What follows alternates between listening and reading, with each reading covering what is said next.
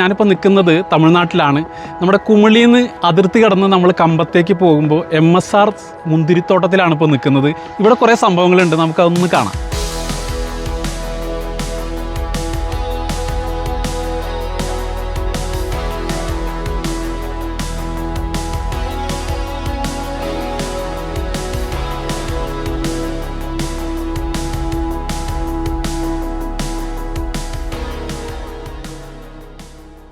Colonel John പെന്നിക്കുക്ക് Mullaperiyar ഡാമിൻ്റെ നിർമ്മാണത്തിൽ ഒരിക്കലും മറക്കാൻ കഴിയാത്തൊരു പേരായിരിക്കും. ഇന്ത്യയിൽ ജനിച്ചിട്ടുള്ള ഇംഗ്ലണ്ടുകാരനായിട്ടുള്ള ഈ ഒരു ജോൺ പെന്നിക്കുക്ക്. കുമിളിയിൽ നിന്ന് നമ്മൾ കമ്പം പോകുന്ന വഴിക്ക് MSR മുന്തിരിത്തോപ്പിനുള്ളിൽ സ്ഥാപിച്ചിരിക്കുന്ന മുല്ലപ്പെരിയാർ ഡാമിൻ്റെ ശില്പിയും സൃഷ്ടാവുമായിട്ടുള്ള ജോൺ പെന്നിക്കുക്കിൻ്റെ ശില്പത്തെക്കുറിച്ചാണ് ഇന്ന് നമ്മൾ ഈ വീഡിയോയിൽ പറയാൻ പോകുന്നത്. ദിണ്ടിക്കൽ, തേനി, മധുര, ശിവഗംഗ, രാമനാഥപുരം എന്നീ തമിഴ്നാടിൻ്റെ തെക്കൻ ജില്ലകളിൽ ഒരു കാലത്ത് കൊടും വരൾച്ചയും പട്ടിണി ദുരിതവും കുടിവെള്ള ക്ഷാമവും കൊണ്ട് അവിടുത്തെ ജനങ്ങൾ മരിച്ചു വീഴുന്ന ഒരു അവസ്ഥയാണ് ഉണ്ടായിരുന്നത്. ഇതൊരു ഭീകരമായിട്ടുള്ള തുടർക്കഥയായി മാറിയപ്പോഴാണ് 1882 ബ്രിട്ടീഷുകാർ ഭരിച്ചിരുന്ന മദ്രാസ് ഗവൺമെന്റ് മുല്ലപ്പെരിയാർ ഡാം പണിയാൻ തീരുമാനിക്കുന്നതും അന്നത്തെ എഞ്ചിനീയർ ആയിട്ടുള്ള കേണൽ ജോൺ പെന്നിക്കുക്കിനെ ചുമതലപ്പെടുത്തുന്നതും. മലയോര മേഖലകളിൽ നിന്നും പടിഞ്ഞാറോട്ട് അറബിക്കടലിലേക്ക് ഒഴുകിയിരുന്ന പെരിയാറിനെ ഡാം കെട്ടി കിഴക്കൻ ഭാഗങ്ങളിലേക്ക്, പ്രത്യേകിച്ച് ദുരിതബാധിത പ്രദേശങ്ങളിലേക്ക് ഉപകാരപ്പെടുന്ന രീതിയിൽ വെള്ളം ഉപയോഗപ്പെടുത്താനും വലിയ ദുരിതങ്ങളിൽ നിന്നൊക്കെ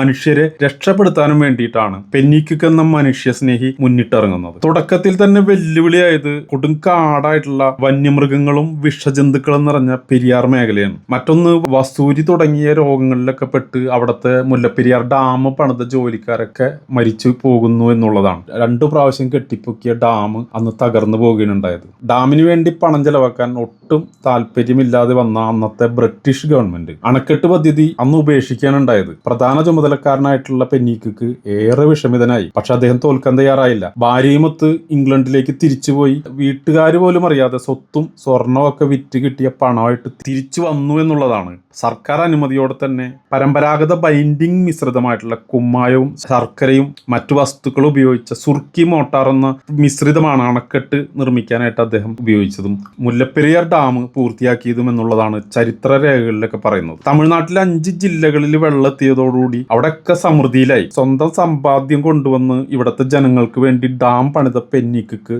തമിഴ് മക്കളുടെ ദൈവമായിട്ട് മാറി. ഒരു ബ്രിട്ടീഷ് എഞ്ചിനീയറെ തമിഴ്നാട്ടിലെ 5 ജില്ലകളിൽ അദ്ദേഹത്തിന്റെ ജന്മദിനത്തിന് ദൈവമായിട്ട് ഇപ്പോഴും ആരാധിക്കുന്നു എന്ന് പറയുന്നതിന്റെ പ്രധാന കാരണം അദ്ദേഹം ചെയ്ത ത്യാഗത്തിന്റെ, അർപ്പണ മനോഭാവത്തിന്റെ സ്മരണ കൂടിയാണ്. ഈ ഭാഗത്ത് ജനിക്കുന്ന കുട്ടികൾ പെന്നിക്കുക്ക് എന്ന് പേരിട്ട് വിളിക്കുന്നതൊക്കെ അദ്ദേഹത്തിനോടുള്ള ആദരവ് കൂടിയായിട്ടാണ് അവർ കരുതുന്നത്. അദ്ദേഹം ഉപയോഗിച്ചിരുന്ന ഒരു ചാരുകസേര അതിപ്പോഴും തമിഴ്നാട്ടിലെ ഒരു മ്യൂസിയത്തിലുണ്ട്. എന്റെ കുമിളിയിലുള്ളൊരു സുഹൃത്താണ് ശ്രീ ശശികുമാർ.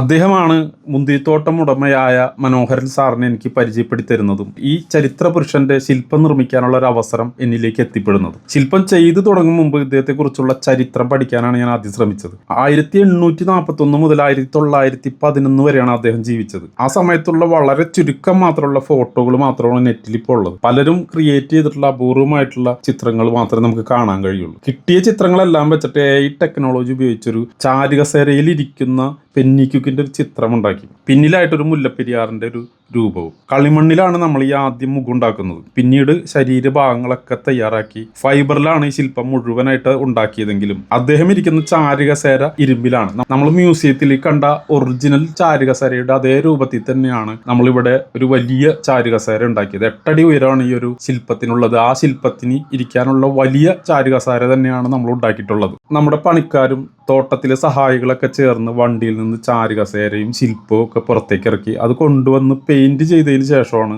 ഇപ്പോൾ കാണുന്ന രൂപത്തിലേക്ക് നമ്മൾ മാറ്റിയിട്ടുള്ളത്. ഇതിലേറ്റവും കൗതുകരമായിട്ടുള്ള മറ്റൊരു പ്രധാന കാര്യം എന്താണെന്ന് വെച്ച് കഴിഞ്ഞാൽ, കഴിഞ്ഞ ജനുവരി 15 അതായത് ജോൺ പെന്നിക്കുക്കിന്റെ ജന്മദിനത്തിന് ഇംഗ്ലണ്ടിൽ നിന്നും അദ്ദേഹത്തിന്റെ ഇപ്പോഴുള്ള കുടുംബാംഗങ്ങളും ഇംഗ്ലണ്ടിലെ അദ്ദേഹത്തിന്റെ സമാധി സ്ഥലമിരിക്കുന്ന മേയറും ഉൾപ്പെടുന്ന ഒരു സംഘം നമ്മൾ ചെയ്ത ഈ ശില്പത്തിനെ കാണാനും പുഷ്പഹാരം അണിയിക്കാനുമായിട്ട് വന്നു എന്നുള്ളത് വലിയ വാർത്തയായിട്ട് മാറിയിരിക്കണം തമിഴ്നാട്ടിൽ.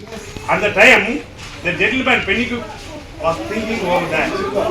If the dam constructed, all district will be more flourished. That's why the gentleman was constructed in a Mullaiperiyaar dam. 1895 മുന്നേ ഉള്ള ഒരു അവസ്ഥ നമ്മളവിടെ ക്രിയേറ്റ് ചെയ്തിട്ടുണ്ട്. എന്ന് പറഞ്ഞാൽ ഡ്രൈ ആയിട്ടുള്ളൊരവസ്ഥ. അത് കഴിഞ്ഞിട്ട് 1895 ഡാം പണിത് കഴിഞ്ഞ ശേഷം ഉള്ള ഒരവസ്ഥ.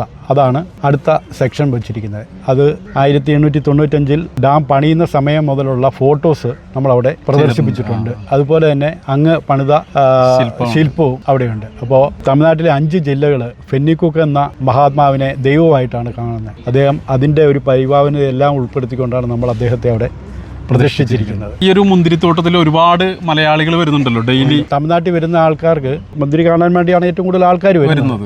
അതിൻ്റെ കൂട്ടത്തിൽ കൃഷിയും കൂടെ പരിചയപ്പെടുത്തി വിടുക, ഇവിടുത്തെ അഡ്വാൻസ്ഡ് സംവിധാനത്തിലൂടെയുള്ള കൃഷി അതും കൂടെ പരിചയപ്പെടുത്തി വിടുക എന്നുള്ളതനുസരിച്ചാണ് നമ്മൾ ആ മ്യൂസിയത്തിൻ്റെ അകത്ത് ആ കൃഷിയും കൂടെ ഉൾപ്പെടുത്തിയിരിക്കുന്നത്. മുന്തിരിത്തോട്ടം കാണാൻ ആഗ്രഹിക്കുന്നവർക്ക് ഇവിടെ വരാം. അതുപോലെ തന്നെ കുട്ടികളുമായിട്ട് ഉല്ലസിക്കാനുള്ള കുറേ സംഭവങ്ങൾ, സൈക്ലിംഗ് ഉണ്ട്. ജോൺ പെന്നിക്കുക്കിന്റെ ചരിത്രവും മുല്ലപ്പെരിയാറിന്റെ ചരിത്രവും കാര്യങ്ങളൊക്കെ അറിയാൻ പറ്റുന്ന ഒരു മ്യൂസിയം അവിടെ സെറ്റ് ചെയ്തിട്ടുണ്ട്. അപ്പോൾ ഒരുപാട് കാര്യങ്ങൾ ഉൾപ്പെടുന്ന ഒരു സംഭവമാണ്.